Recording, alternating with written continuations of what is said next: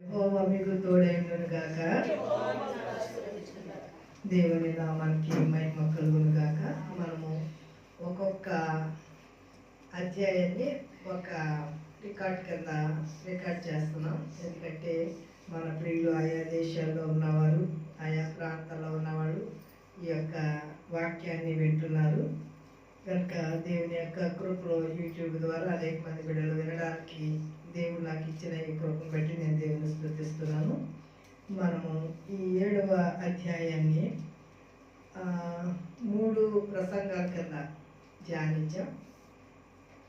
ఈ 4 జంతువులు, 4 రాజులు, ఈ గాలి ఏంటి, ఈ సముద్రం ఏంటి అనేది మనము గత 2 వర్తమానాల్లో విన్నాం.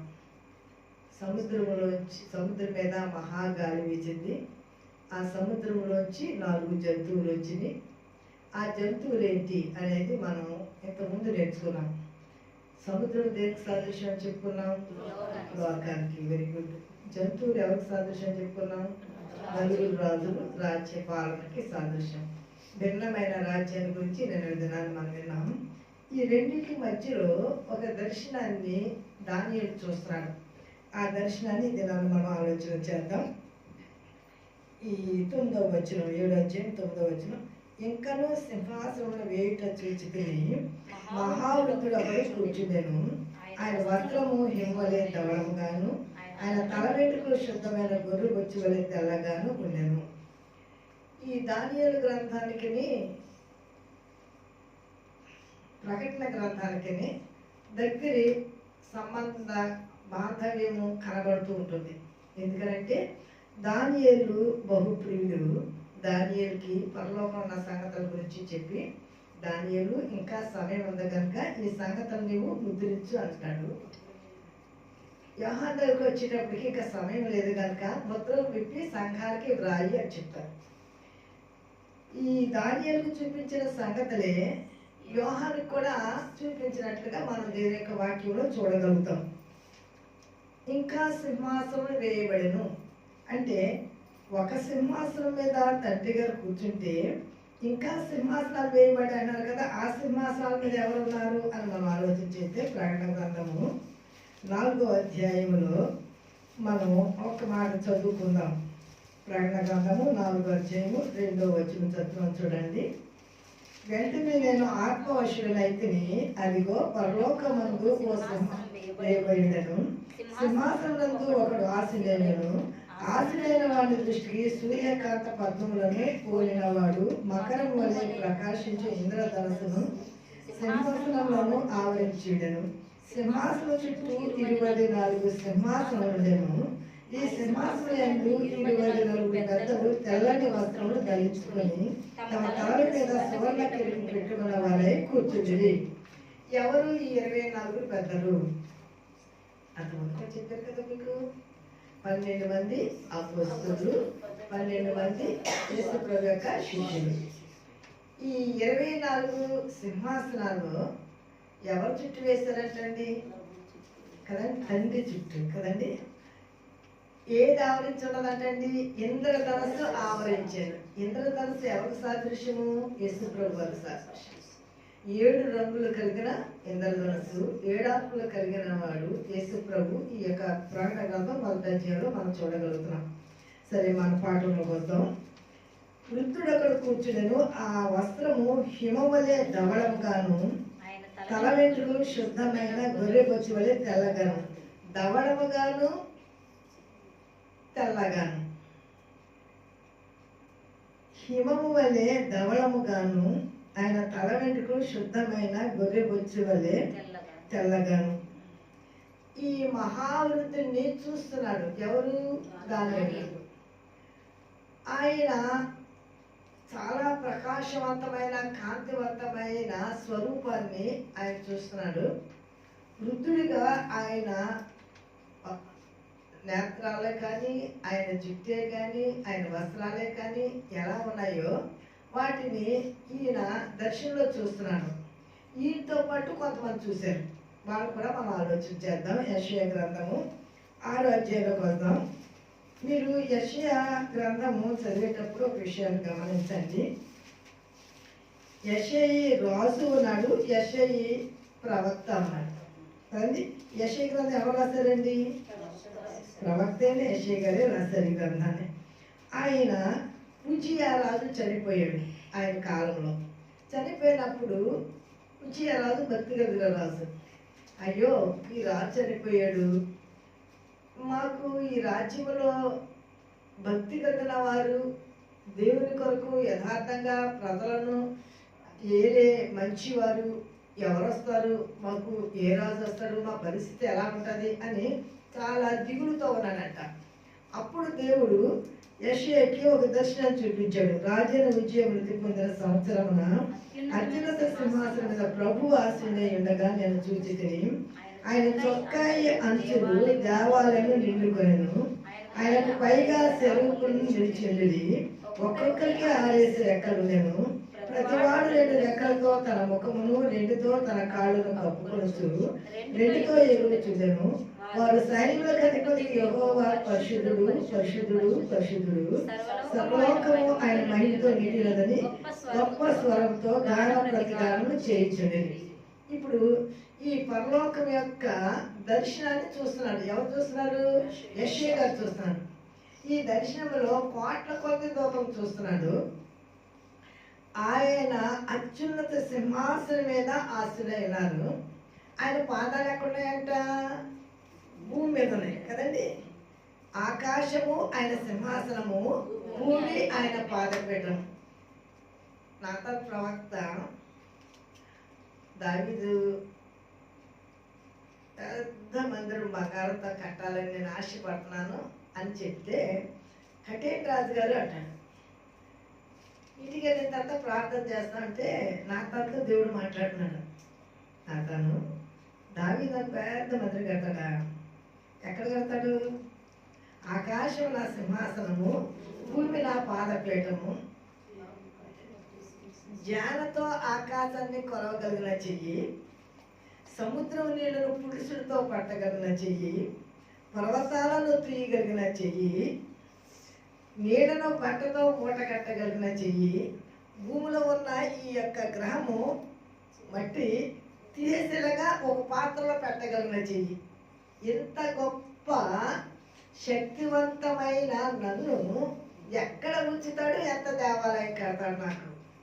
అప్పుడు ఇంటికి వచ్చి మరలా దావీదు గారితో ఇంటికి వచ్చి చెప్తాడు, దేవుడు ఇలా చెప్తున్నాడు, ఆకాశము నా సింహాసనం. సింహాసనం అంటే కుర్చీ కదా. కుర్చీ పెద్దగా ఉంటుందా, పీట పెద్దగా ఉంటుందా? కదా. ఎందుకంటే సముద్రం మీద ఆకాశం ఉంది, పర్వతాల మీద ఆకాశం ఉంది, భూమి మీద ఆకాశం ఉంది కనుక మొత్తం అంతా ఆకాశం ఉంది. భూమి ఒక భాగంలోనే ఉంది, 3 భాగాలే ఉన్నాయి, నీళ్ళే ఉన్నాయి. ఈ ఒక్క భాగంలో ఉన్న ఈ కొంచెం భూమి మీద ఏముందంటే ఆయన పాదాలు. ప్రాణ గ్రంథంలో మనకు చోట చదువుతాము, ఆయన భూమి మీద అడుగు పెట్టారంట, ఒక పాదముకే సరిపోయిందంట. ఇంకో పాదం పెట్టడానికి భూమి మీద చూడ సరిపోకపోతే ఆ 2వ పాదం తీసుకెళ్ళి సముద్రం మీద పెట్టారంట. అలాంటి ఉన్నతమైన దేవుడు మీరు ఆరాధించే నేను ఆకాశ మహాకాశములు పట్టజాలని అంత గొప్పవాడిని. నన్ను ఎక్కడ పెడతారు మీరు? ఎక్కడ మధ్య పెట్టి నన్ను ఉంచగలుగుతారు మీరు అని అంటే, అప్పుడు దావీదు తను తగ్గించుకున్నాడు, ప్రభువా నీ నామ ఘనత కొరకు మేము నిన్ను ఆరాధించుకోవడం కొరకు మందిరం కట్టాలనుకుంటున్నాం. నిన్ను పెట్టగలిగినంత మందిరం కట్టగలిగిన వారు మాత్రం మేము కాదు. నాకున్న జ్ఞానమే కానీ, నాకున్న ఐశ్వర్యమే కానీ, నాకున్న బంగారమే కానీ, దీంతో ఏదో పెద్ద మందిరం కట్టాలనుకున్నాను, కానీ నిన్ను ఉంచగలిగే మందిరాన్ని నేను కట్టను. ఎంత గొప్ప దేవుడండి. గుప్పుడు గుండెలో నీ గుప్పుడు గుండెలో నా గుప్పుడు గుండెలో నాకు ఇష్టపడ్డాడు దేవుడు. మహిమకలు కాక హల్లెలూయా. ఎంత గొప్ప దేవుడు. నువ్వు ఇష్టపడి ఆయన పిలుచుకుంటే, ఆయన నువ్వు ప్రేమిస్తే నీ హృదయంలోకి రావడానికి ఇష్టపడుతున్నాడు. ఇంత సర్వోన్నతుడైన దేవుడు, ఆయన వస్త్రాలు ఎక్కడ కింద ఉందండి? భూమి మీద దేవాలయం ఉంది. ఆయన వస్త్రాలు దేవాలయమును కమ్ముకొని ఉండెను. చూడండి మాట, ఆయన చొక్కాయి అంచులు దేవాలయమును నిండుకొనెను. ఆయన చొక్కా అంగి పైనుంచి కిందకి వేసుకుంటే ఎక్కడ పడుతుందండి? పైనుంచి కాళ్ళ వరకు ఉండాలి. కాళ్ళు ఎక్కడ ఉన్నాయండి? భూమి మీద ఉన్నాయి కదండి. ఆయన చొక్కా అంచులు భూలోకమంతటిని కమ్ముకుని ఉండేను. ఆయన చూస్తూ ఉండగా 6 రెక్కల కలిగిన దేవదూతలు పరిశుద్ధమైనవి కదండి. పరలోకము పరిశుద్ధమైంది. అక్కడ పాపాలకి చోటు లేదు, చీకటికి చోటు లేదు. అలాంటి పరిశుద్ధమైన స్థలంలో పరిశుద్ధులైన దేవదూతలే 2 రెక్కలతో వాటి ముఖాన్ని కప్పుకుని, 2 రెక్కలతో వాటి కాళ్ళు కప్పుకుని, 2 రెక్కలతో ఎగురుతూ యెహోవా పరిశుద్ధుడు పరిశుద్ధుడు పరిశుద్ధుడని గాన ప్రతిగానాలు చేస్తున్నాయంట. అండి, అంత పరిశుద్ధుడైన దేవుడు నిన్ను ప్రేమించి నన్ను ప్రేమించి ఈ మురికి లోకానికి, ఈ పాపలోకానికి వచ్చి నశించిపోయే పాపి హృదయంలోకి వచ్చి ఈ పాపాన్ని కడిగివేసి పరిశుద్ధిని చేయడం కొరకు పరలోకము విడిచిపెట్టకూడని భాగ్యమని ఎంచుకొనక తను తగ్గించుకుని రిక్తుడిగా దీనుడిగా ఎంత తగ్గించుకున్నాడంటే పశువుల పాకలో పుట్టే అంతగా తగ్గించుకున్నాడు. భయంకరంగా హల్లెలూయా. అంటే ఏ యోగ్యత లేని మనం కొంచెం ఏదైనా యోగ్యత వస్తే చాలా అబ్బో నేనంతా. నేను మొన్న మా ఆత్మీయ కుమారుడు వద్దని జ్ఞాపకం తెచ్చుకుని తన స్మారక రోజుని ఒక మాట మనసులో అనుకున్నాను, మీతో చెప్పలేదు. తను అనేవాడు, అమ్మ నేను నిన్ను ఫ్లైట్లో పంపిస్తాను హైదరాబాద్ నుంచి అనేవాడు. నువ్వు హైదరాబాద్ నుంచి ఫ్లైట్లో పంపిస్తే నేను ఎక్కడ విజయవాడ దిగాలి, మళ్ళీ అక్కడి నుంచి అయినా సరే వెళ్ళాలి కదా, అప్పుడు గన్నవరం ఉంది మనకి ఎయిర్పోర్ట్ అనేసి అనేదాన్ని. పర్వాలేదు మా అక్కడి నుంచి ట్యాక్సీ అరేంజ్ చేస్తాను అన్నాడు. అంటే తమ నా మీద నా అభిమానం. ఆ రోజు ఎందుకు అలా మనసులో అనుకున్నాను, పిల్లడు ప్రభు పిలుచుకున్నాడు, వెళ్ళిపోయాడు, ఎంత ప్రేమించాడు నా మీద అని అనుకున్నాను. విమానం ఎక్కాలని ఆశ నాకేం లేదు, కానీ అబ్బాయి అన్న మాటలు జ్ఞాపకం ఉంచుకున్నాను. ఈరోజు నేను హైదరాబాదు మీటింగ్స్కి, చాలా పెద్ద చర్చి అది హైదరాబాద్లో మెయిన్ చర్చ్, అంటే స్టేషన్ దగ్గరగా ఉంటుంది, సెంటర్ బాప్టిస్ట్ చర్చ్ ఏదోను. దాంట్లో 3 రోజులు మాట్లాడడానికి నాకు ఆహ్వానం వచ్చింది. ఫోన్ చేసేదాను. మరి ఆల్రెడీ నేను విశాఖపట్నానికి నేను టికెట్ రిజర్వేషన్ చేయించుకున్నాను. నేను వైజాగ్ వెళ్ళడానికి టైం లేదు. 5వ తారీఖు 6, 7 అంటే 2 రోజులు లేదు కదా, టికెట్ రిజర్వేషన్ దొరకదని నాకు. అంటే ఏమక్కర్లేదంటే మేము ఫ్లైట్ టికెట్ ఎలా కాదు, మేము ఫ్లైట్ టికెట్ చేసేస్తాము, మీరు వచ్చేయండి అమ్మగారు అన్నారు. మీరు ఫ్లైట్ టికెట్ చేస్తారు కదండి, నాకు ఫ్లైట్ ఎక్కడం నాకు అలవాటు లేదు, నాకు భయం కూడాను. ఇక్కడ నా పిల్లలు స్టేషన్లో ట్రైన్ ఎక్కిస్తే అక్కడ ఎవరన్నా రిసీవ్ చేసుకుంటేనే వెళ్తారు, లేకపోతే నేను వెళ్ళానంటే మీరు ఎలాగంటే గారు మీరు అలాగా మీరు ఎంత అయినా సరిపోయి ఏమన్నా తీసుకున్నా సరే తీసుకునే దాన్ని కూడా మేము పే చేస్తాం వాళ్ళకి కూడా అన్నారు. నేను రావడం దేవుని చిత్తమైతే ట్రైన్ టికెట్ దొరికితే వస్తానమ్మా, కానీ ఫ్లైట్లో మాత్రం నేను రాలేను. ఎందుకంటే మా సురేష్ రాయబాబు అసలు స్టేషన్ దగ్గర మారిపోతాను, మాకు భయం, ఫ్లైట్ అయితే లోపల మమ్మల్ని ఎవరు రాలేవు, నువ్వు ఎక్కడన్నా వెళ్ళి చూసుకోవడానికి వద్దమ్మా. సరే సరే మా అబ్బాయికి చెప్తానండి అని అంటే ఆయనకి చెప్తే దేవుడి కృపను బట్టి తత్కాల్లో ట్రైన్ టికెట్ దొరికింది. నేను వైజాగ్ నుంచి మళ్ళీ హైదరాబాద్ అంటాను. ఎందుకు నేను మీకు ఈ మాట చెప్తానంటే మనసులో చిన్న ఆలోచన ఉంటుంది. ఎలా అంటే దేవుడు ఏ జనాంగానికి లేనంత సమీపంలో నేను మీకు ఉన్నానని చెప్పడానికి నిదర్శనం నా జీవితంలో. నేను జస్ట్ మనసులో అనుకున్నాను అంతే, ఎక్కడనే లేదు. ఆయన నాకు తెలిసి ఇప్పుడు నేను ఇప్పుడు ఆ ఊళ్ళో టికెట్ కొత్త ఎక్కుతానా భయం, నేను వెళ్ళను. కానీ దేవుడు ఆయన నాతో మాట్లాడుతున్నాను, నువ్వు ఫ్లైట్ ఎక్కాలనంటే ఎవరు ఉండక్కర్లేదు, ఎవరో ఎక్కించక్కర్లేదు, ఎక్కాలని ఆశ నీకుంటే నేను ఎక్కిస్తాను. నేను భయంకరంగా ఇప్పుడు ఆయన ఎక్కించలే కదండి, వాళ్ళు ఎలాంటి రావడానికి ఫ్లైట్ టికెట్ ఇస్తానంటే ఆయన సేవ కోసమే కదా.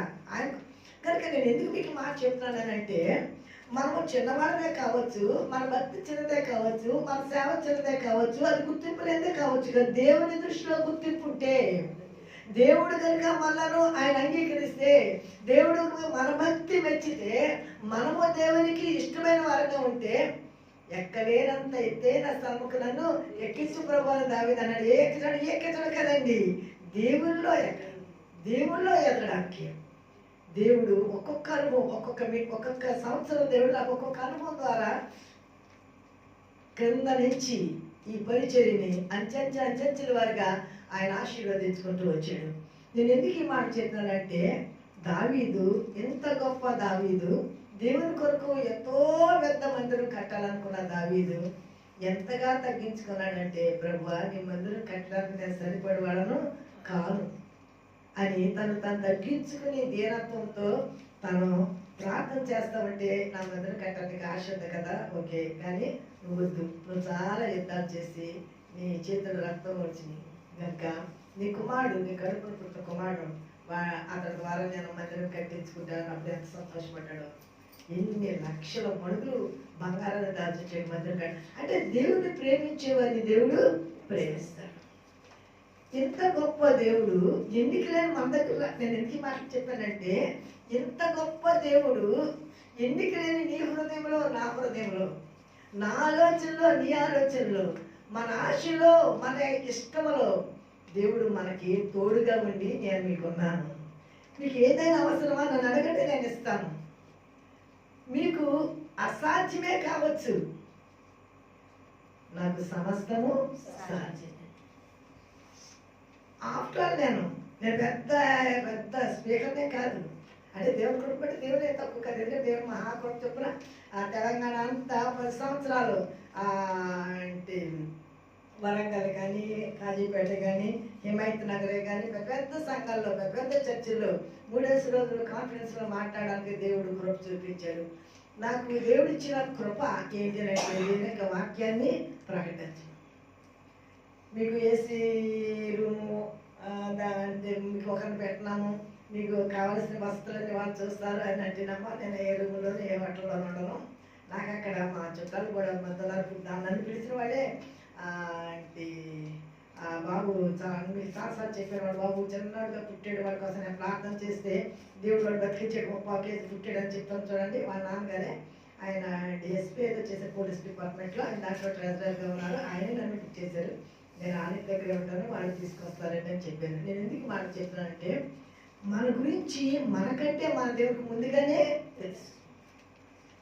దేవుడు ఆయన ప్రణాళిక మన ఎడల ఏముంటుందో మనకి తెలియదు. నేను అనుకోలేదు, కానీ దేవుడు మన ప్రతి ఆశ కోరిక తీర్చడానికి ఆయన సంసిద్ధుడు. ఎప్పుడు అంటే, మీరు నా యందును నా మాటలు మీ యందు ఎడల మీకు ఏది ఇష్టమో అడుగులేదు మీకు అనుగ్రహింపబడు. కనుక దేవునికి అసాధ్యమైనది ఏమీ లేదు. మనం నమ్మగలిగితే దేవుని కార్యాలు మన జీవితంలో మనము చూడగలుగుతాము. ఇక్కడ ఎంత గొప్ప దేవుడు, ఏ యోగ్యత లేని మన హృదయాల్లో ఉండడానికి ఆయన ఇష్టపడినప్పుడు మనం ఎలా ఉండాలండి? మనం తగ్గించుకొని దీన మనసు కలిగి ప్రభుకి ఇష్టలుగా జీవించినప్పుడు ఆయన మనల్ని బట్టి ఆయన నామం ఘనపరచబడాలి, మనల్ని బట్టి ఆయన నామం హెచ్చించబడాలి, మనల్ని బట్టి అనేకులు మన ప్రభువుని గొప్పవాడు, వీరి దేవుడు గొప్పవాడు అని చెప్పగలిగే పరిస్థితిలో మన జీవితాలు ఉండాలి. అది దేవుడు మనం కోరుకునేది.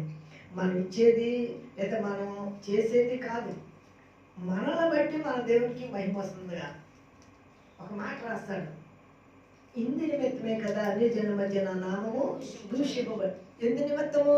మన మాటలు, మన క్రియలు, మన జీవితం బాగోకపోతే ఎవరి నామం దూషించబడుతుందండి? మనకంటే ముందు మన దేవుని నామం దూషించబడుతుంది. అందుకనే మన దేవుని విషయంలో మనం ఎంతో జాగ్రత్తగా ఉండాలి అనేది గమనిస్తాం. ప్రకటన గ్రంథంలో ఒకసారి ప్రకటన గ్రంథము 1వ అధ్యాయం. ఇక్కడ యోహాను చూసాయి. నెంబర్ 1 మొదటి దర్శనం ఎవరు చెప్పారండి? దానియేలు. నెంబర్ 2 రెండవ దర్శనం ఎవరు చూసారండి? యెషయా. 3 యోహాను పద్మస్ ద్వీపంలో పరవాసిగా ఉన్నాడు. యోహాను గురించి మనం చాలాసార్లు చెప్పాం. యోహాను ఎవరండి? యేసు ప్రభు యొక్క శిష్యుడు. యోహాన్ని చంపాలని విషం పానం పెట్టిన యోహాను చచ్చిపోలేదు. ఒక పెద్ద బాణాలో నూనె పోసి బాగా సరఫరా కాగిన తర్వాత తీసుకెళ్ళి దాంట్లో పడేసారు, చేతులు కట్టేసి. మాడిపోతాడు అనుకున్నారు, కానీ నూనె ఏమైపోయింది? నీళ్ళైపోయింది. హల్లెలూయా. అగ్ని కూడా వేసారండి, ఐస్ బాక్స్ అయిపోయింది. దేవుడి పైన కనుక హల్లెలూయా. మన దేవుడు నీళ్ళను అగ్నిగా మార్చగలడు, అగ్ని నీళ్ళగా మార్చగలడు. మన దేవుడు చేయాలనుకునే ఏదైనా చేయగలిగిన సమర్థుడు. ఆయనకి అసాధ్యమైనదేమీ లేదు. ఇక ఏం చేయాలో అర్థం కాలేదు. ఇది మనం చెప్పడం మన వల్ల కాదు. ఆ దీవిలో దీవి అంటే తెలుసా పిల్లలు, చుట్టూ సముద్రంలో మధ్యలో ఉండే మట్టి కలిగిన ఆ చిన్న స్థలం అలా అలా పెద్దదైన తర్వాత ఒక దీవి లేకుంటుంది. అది ఇంకా పెద్ద అయినప్పుడు అక్కడ ఇల్లులు మనుషులు అక్కడ ద్వీపం అంటారు దాన్ని. అలాంటి దీవిలో ఎవరూ లేరు. అది దెబ్బ అక్కడ పాలసి వచ్చారు. ఈడే తిండి తెప్ప లేకుండా వస్తాడు అని అనుకుని ఆయన ప్రభు దినము అంటే ఏంటండి ఆదివారం ప్రార్థన చేసుకున్నాడు. ఇక్కడ సువార్త ప్రకటించడానికి ఎవరు లేరు, ఆలయం లేదు, ఆరాధించే స్థలము లేదు. కానీ ఆరాధించే స్థలము ఆయన హృదయం ఉన్నది. దేవుని మైకలుగా హల్లెలూయా. చాలా మంది అంటారు ఆలయానికి వెళ్ళడానికి వీళ్ళు లేకపోతే మీ ఇంట్లో మీరు ఆరాధించుకోండి, మీ హృదయంతో దేవుని ఆరాధించండి. అవకాశం ఉన్నప్పుడు ఖచ్చితంగా ఆలయానికి వెళ్ళండి. ఒకవేళ అవకాశం లేకుండా మంచం మీద ఉన్నారనుకోండి, అవకాశం లేకుండా అడ్డులే ఉన్నాయనుకోండి, మీరున్న మీ స్థలంలో దేవుని స్థలంలో ఆరాధించండి. ఆత్మతో సత్యముతో నన్ను ఆరాధించేవారు ఆత్మతో కొండ మీద ఆరాధించాలనేసి మా పితరులు చెప్పారు, మీరేమో యెరూషలేములో ఆరాధించాలని మీరు చెప్తున్నారు అన్నారు. ఎవరన్నారండి? సమరయ స్త్రీలు. ఎవరితోటి? యేసు ప్రభు. అప్పుడు యేసు ప్రభు ఏమన్నారు? అమ్మ, ఆరాధించే ఒక స్థలం ఉన్నది, ఒక స్థలం అది ఎక్కడెక్కడో కాదు, నీ హృదయంలోనే. ఆరాధించేవారు ఆత్మతోనూ సత్యముతోనూ నన్ను ఆరాధిస్తారు. అది ఆయనకు కావలసిన ఆరాధన. కనుక ఈయన ద్వీపములో ఆరాధిస్తున్నాడు. ఆకాశం కన్నులు తెరిచి ఆయన చేతులు పైకెత్తి, ప్రభువా ఇక్కడ మీరున్నారు, ఎవరు లేకపోయినా సరే మీ సన్నిధి ఇక్కడ, మీరు నాతో ఉన్నారు, మీరు నాలో ఉన్నారు ప్రభువా అని అలా ప్రార్థన చేసుకుంటూ ఉంటే ఆకాశము తెరవబడింది. దేవునికి మహిమ కలుగాక. హల్లెలూయా. చదువుదాం ఒకసారి. మొదటి అధ్యాయము 10వ వచనం కానీ చదువుదామా. ప్రభు దినమందు ఆత్మోషణ ఉండగా ఘోర వంటి గొప్ప స్వరము నీవు చూస్తున్నది పుస్తకంలో రాసి ఎఫెసు, స్మరణ, పెర్గము, తుయతైరి, సార్దిస్, ఫిలదెల్ఫియా, లవోదికీయను 7 సంఘములకు పంపమని చెప్పుట నా వెనుక వీటిని. ఇది వినగా నాతో మాట్లాడుతున్న స్వరమేమిటో అని చూడ తిరగగా 7 సువర్ణ దీపస్తంభములను, ఆ దీపస్తంభముల మధ్య మనుష్య కుమారుని పోలిన ఒకరిని చూచి తిని, ఆయన తన పాదముల మట్టుకు దిగుచున్న వస్త్రం ధరించుకొని రొమ్ములకు బంగారు దండి కట్టుకొని ఉండేను. ఆగుదామండి. ఇందాక మనము యెషయా గ్రంథంలో 6వ అధ్యాయము 2వ వచనం చదవండి ఒకసారి. యెషయా గ్రంథము 6వ అధ్యాయం 2వ వచనం మనం చదివాం కదా. మొదటి వచనం కానండి. రాజైన ఉజ్జియా మృతి పొందిన సంవత్సరమున అత్యున్నత సింహాసనమునందు ప్రభు ఆసీనుడై ఉండగా ఎవరిని ప్రభు అంటామండి? యేసు ప్రభు. ఎవరు ఆసీనుడై ఉన్నారండి? యేసు ప్రభు ఆసీనుడై ఉండగా ఎవరు చూశారండి? ఎక్కడండి? ఆయన సింహాసనం మీద. ఆయన తల వెంట్రుకలు ఎలా ఉన్నాయండి? తెల్లగా. ఇక్కడ చూద్దాం. మనుష్య కుమారుని పోలిన ఒకరిని చూచి తిని, ముఖం ఎవరిదండి? మనిషి కుమారుడు ఎవరండి? మనము నేను చదివితే మన పాటలు కదా. మనుష్య కుమారుడు ఎవరంటే యేసు ప్రభు. యేసు ప్రభు వారిని చూస్తున్నారు. అసలు యేసు ప్రభు వారు చనిపోయినప్పుడు ఎంత ఆయన వయసు? 33 సంవత్సరాలు. తల తెలుస్తుందా? ఏమన్నదండి? పరమగా తల ఉంగరములకున్నవి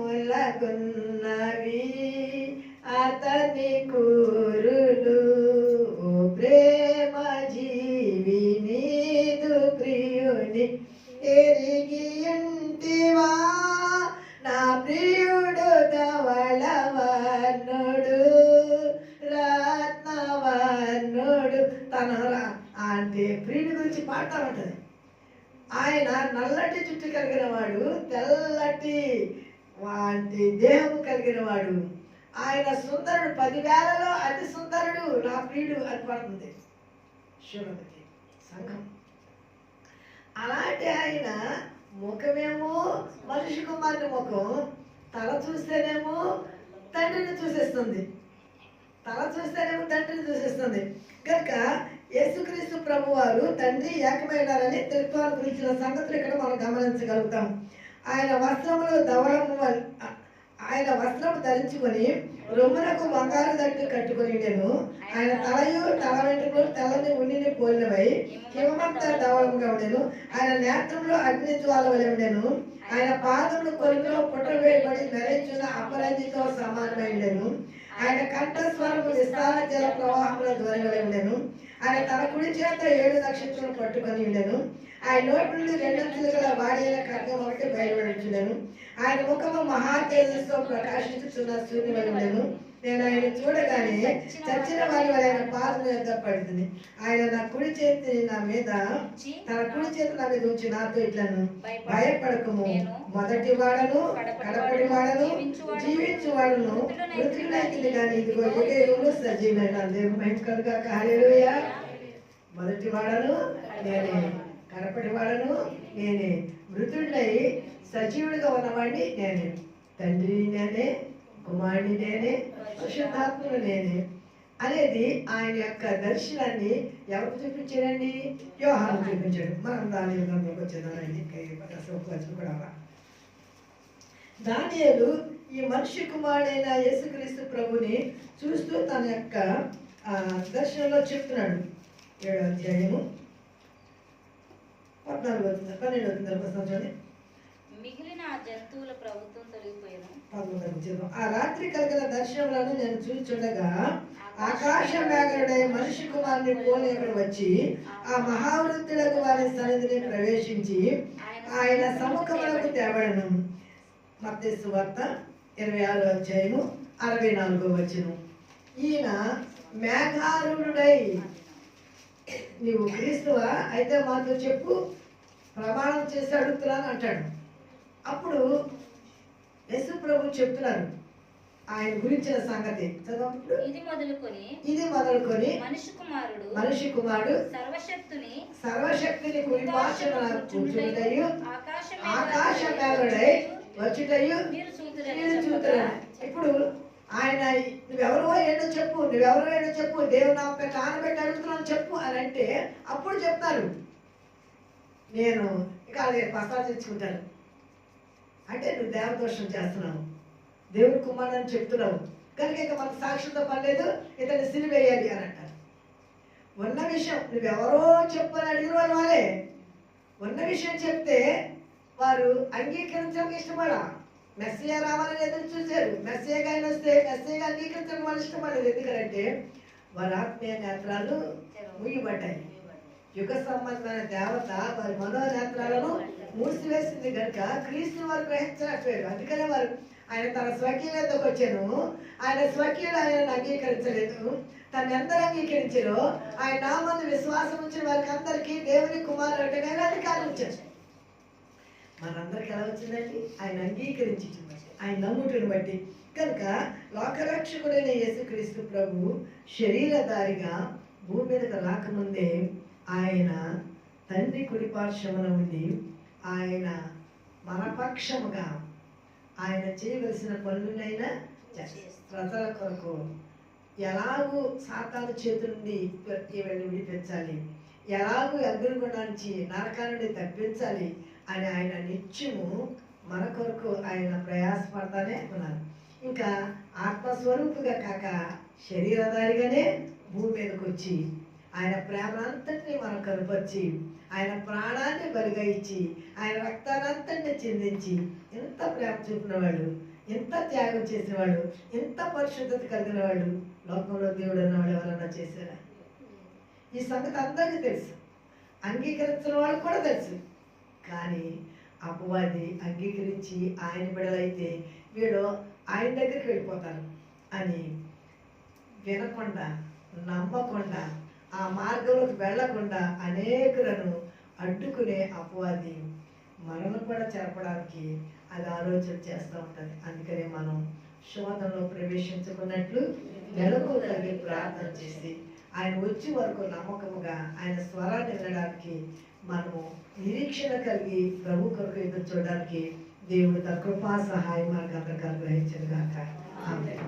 పరిశుద్ధుడైన మా దేవ, ప్రేమ మా తండ్రి, ఈ ఘనమైన నామమునకు స్తోత్రములు స్తోత్రములు స్తోత్రములు. ఆయన ఎన్నిక లేని నన్ను మీరు ప్రేమించి ఈ చిన్న పరిచర్యను అంచెంచిన వారిగా మీరు అనేకులకు మీ సువార్తను ప్రకటించడానికి ప్రభువా మీరు ఇచ్చిన కృపకై వందనాలు, స్తోత్రములు స్తోత్రములు. ప్రభు ఎత్తబడ్డ కొద్ది మాటలు బిడ్డ హృదయాలు నీరు కట్టి పరిపరిచేయండి. ఈ వాక్యము అనేక మంది ప్రభు విన్నప్పుడు వారి విశ్వాసాన్ని బలపరిచి మీరే మహిమ ఘనత ప్రభావములు పొందమని యేసయ్య పరిశుద్ధ నామములో మిక్కిలి వినయంతో బ్రతిమలాడి వేడుకొంచున్నాను తండ్రి. ఆమేన్.